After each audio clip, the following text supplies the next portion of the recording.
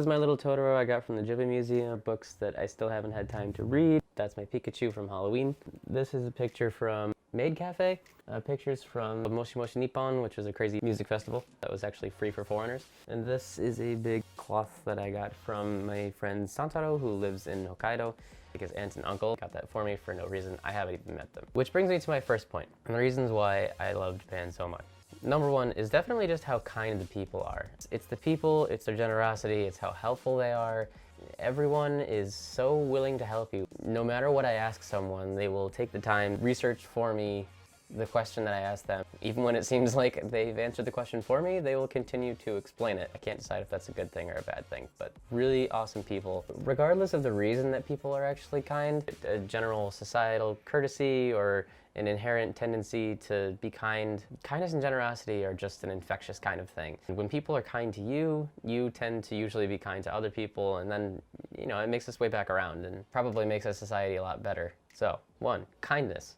So two, awesome traditional experiences here. In the US, lack of things like that because we don't really have our own culture. What I've had is there's the shrines, festivals, but the gardens and parks are definitely, if not my favorite, one of my top favorite things about everything. I live in the middle of Tokyo, and when you want to get away somewhere, you can.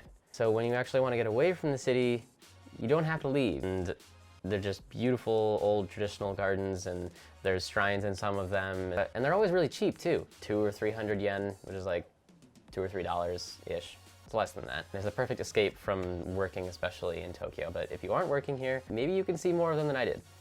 3, food, food, food, food. Period of time in the middle of my 6-month stay here, I got a little chubby because the food is amazing. Ramen is just a huge one. Please don't eat top ramen anymore. Just come here and just eat this ramen. It's a different world.